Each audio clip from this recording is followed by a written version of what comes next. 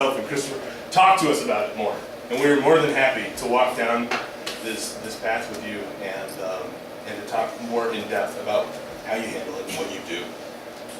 Because right now we just don't have time to dive into everything. So yeah, I'm going to move on to something a little more fun and happy. So we can all take a deep breath. And I don't want to. I know you have a question. We can talk about it afterwards, but I've got to move on.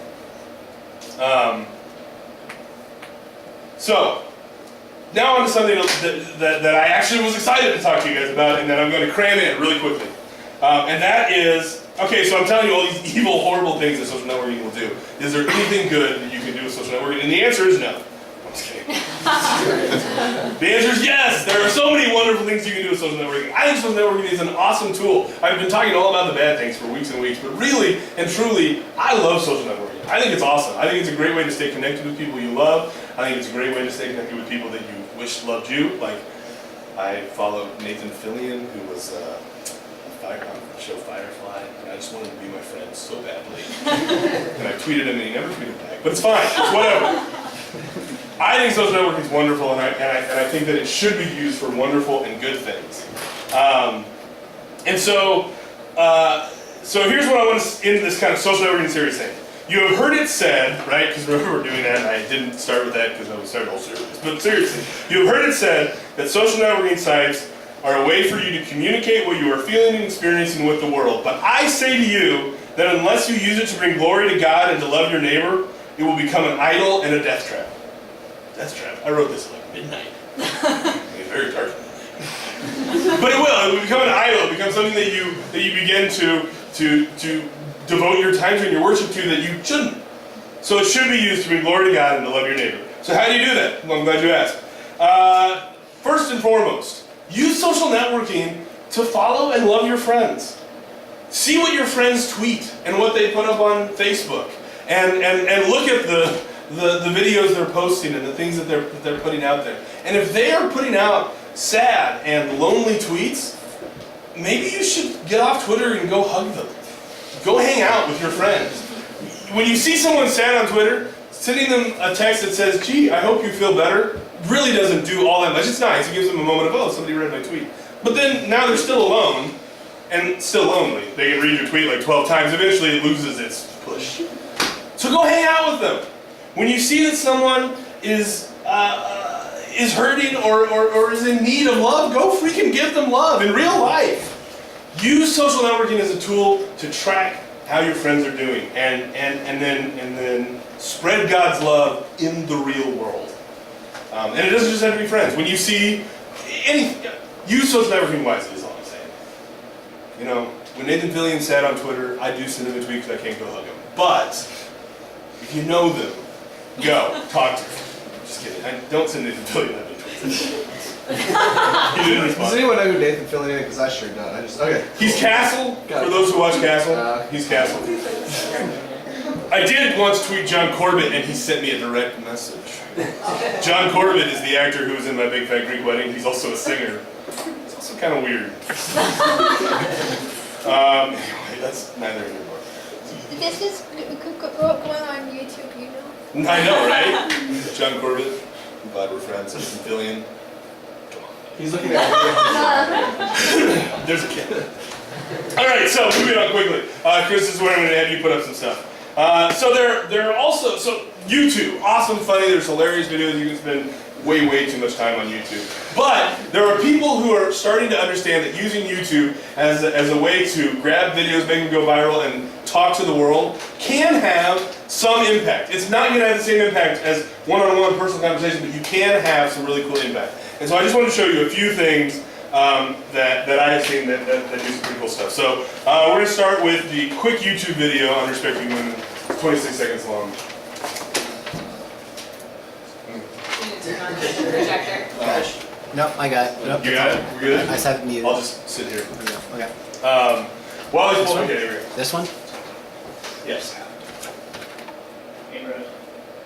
Taking back out on the couch. Guess what I'm gonna do to her?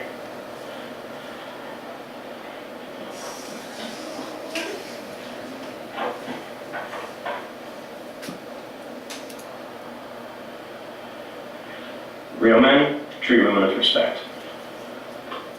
Short, quick video. Right after the whole stupid little thing blew up, that video went. I saw it on all these different social networking sites as just coming up. It had a quick live. I don't think it's that popular anymore, but at the moment, it was an answer to an atrocity, and I loved it. I loved the fact that somebody would use their YouTube to show, hey, this is what you need to do. Another one is Dove recently came out with kind of this short sketch documentary. We're not going to watch it, but I wanted to pull up just so you can see. If you Google Dove sketch documentary, and what it was they got these women to come in, and they this artist, the sketch artist for the FBI. So he takes when people say, oh, I saw someone do something horrible. He'll take a description of them and can draw a very accurate picture of what this person is telling. So he had these women come in. He didn't look at them. He couldn't see them. And they sat down and he said, and he started asking questions. So tell me about your eyebrows, your eyes, your chin, your hair, and all that. And the women described themselves, and then what they did was they had the women sit down with a stranger. And so the stranger then, after spending, like not very long, 10 minutes with them, came in and he did the exact same thing with the stranger. Said, describe this woman to me. Describe her eyebrows, her eyes, her hair. The pictures, and I should have just brought up an image, but the pictures that the women had of themselves when they described themselves, and then what the stranger described, there we go, amazingly, I mean, just vastly and ridiculously different. So these are the ones that the women describe themselves. Like you can see they're angry and shadowy, and their hair is weird and all that. And this is what the women said to the man. So he just drew it. And then can you get the other one? It looked like maybe run your mouse over them. Yeah. So then look at that. And that's what the stranger describes. So you got this kind of this girl and that one. The amazing thing was these women came in and they said, oh, this is how people actually see me. I see myself as not very attractive and run down and kind of, looking cruddy, and this is what people actually see when they see me. They see a beautiful woman. Amazing, beautiful documentary, and if you get a chance, look it up and watch it, and it's just cool to see how these women describe themselves. And what a great way to use social networking, right? Like, use it to show people, hey, you're beautiful and you're worth something. Matt, I didn't pull this up, but Matt Damon has a water campaign where it's really hilarious. He's declared that he's not using the bathroom until everyone in the world has clean water. And he's using all these social networking sites, and there's all these weird YouTube channels that you can watch. You guys know more about it than we do, but he's going on these and using this campaign to raise awareness. After the Haiti earthquake, tweets and Facebook statuses were used to find people who needed help. That was one way that the Red Cross actually found people. There was one way the rescuers actually found people. People saying, tweeting, they're injured in this building here, and then they ran to them. Now, there's been this development of these websites that actually use all those tweets during a natural disaster or a bombing like we had this week. And when people start tweeting out, oh my gosh, we're in pain, oh my gosh, we're in danger, this site actually pulls the location of where they are and puts it on a rescue map. And rescuers can go and log on, and they can see, oh, here's the danger. Google put up a page right after the bombing where people could say, here's what we need, and others could say, here's what we have, and they could connect, and they could meet up. Beautiful use of social networking to bless and help the world. And then I got one more site, and I'm just going to put it on and keep talking, but it's about where after the bombing, the day of the bombing, when we're all sad and scared, somebody went through and found all these hopeful images from the bombing, and they just they put them up. It was like 13 awesome things, or signs of awesomeness. And it was just one of those things where you look at it and you go, oh, so there is some humanity left in the world. Again, using Twitter and all that not to focus on the negative, but to focus on the positive. The key here is not to do one of these things. I'm not saying, okay, here's the boilerplate, here's how you do it. What I'm saying is, when you plug into your social networking world, do it through the eyes of Jesus. When Jesus saw that people were isolating and hurting themselves, his heart broke and he took action. He did it with intense love, not a foolish anger. When he talked to somebody who was in need of changing their lives, he didn't come at them and say, "You're stupid for doing this." He did it with love, and he walked them along. He was also not passive aggressive about how angry he was about the Jewish rulers who were doing bad things. He confronted those who needed to be confronted, and he did it without making strange and random comments in the temples. He went up to them.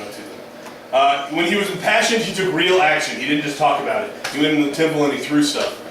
He performed miracles to heal people. He died on the cross. Jesus took real action when he saw that there was a need. So yes, Twitter and Facebook and all these things are awesome and wonderful, and they will alert you to things that are needs, but you have to actually take action to change the world.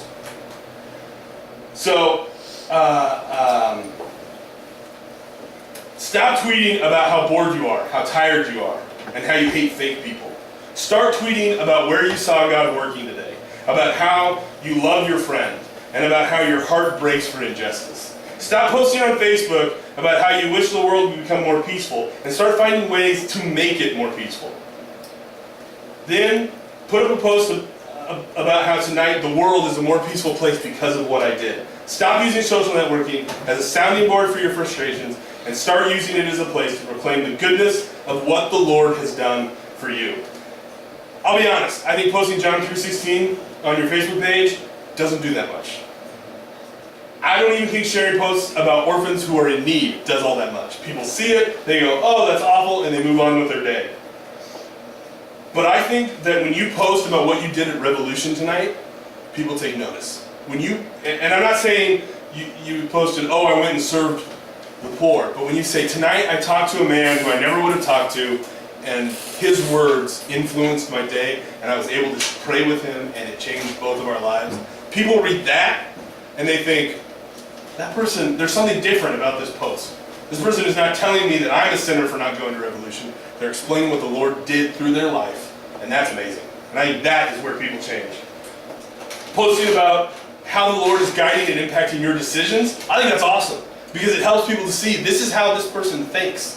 It's not, I'm judging you for not thinking like me. It's saying, this is how the Lord guides my thoughts, and people go, that's their, and it's your story, so they can't argue with you. They can't say, no, the Lord did not influence your decision. The Lord did, and you told your story, and I think, and that is a great use of social networking. I'm going to end it really quickly on just saying, folks, I'm not great at this. Pretty much every Monday morning, I put up a Twitter or a Facebook status about how I hate Monday morning. I think it's of the devil. I hate it, and I tend to use Twitter to post funny pictures, and I tend to use Instagram to post pictures of coffee. And I don't think either of those is really bringing a lot of glory to the Lord. And so even as I was writing this, I was convicted. I was like, what do I use my social media for? Am I using it for the right reasons, or am I using it so that people think I'm funny? And to get in touch with Nathan Fillion. So far, it's mostly that. So I want to say that we all can do better. We all can get on the social. I think social networking is going to prove to be a fast-changing and very interesting thing. But what I don't want is for 20 years from now, for us to all of a sudden be like, here's what we could have been doing.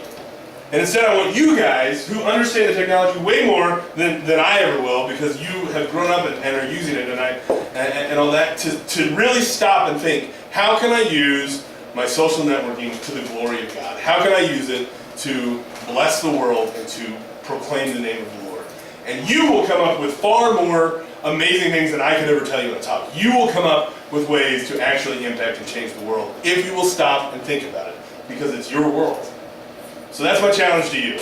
I'm going to try to be better about it, and I will probably fail often, but I'm going to try, and I'm going to ask you to try. I'm going to stop and think, what can I tweet today that will bring a blessing to the world? And that's what I want you to do. And I really think that if you will stop and do that, that you can use social networking to be a good thing. I'm going to pray. We probably got over time. I covered my phone, so I wouldn't even notice. So I'm going to pray, and then...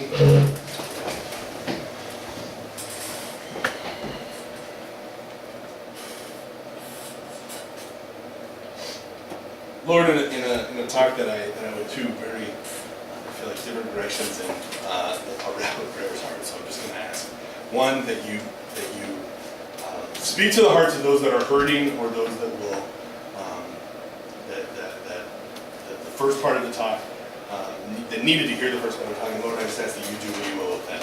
And Lord, throughout our country, wherever people are hurting because of social networking, because of the pictures and the words that are being passed around, Lord, I just ask that you put people in their lives who will move mightily for you, and people who will love them in a real way, and people who will impact them for you, so that we can shut down an evil that is creeping in and stealing the lives of your precious youth.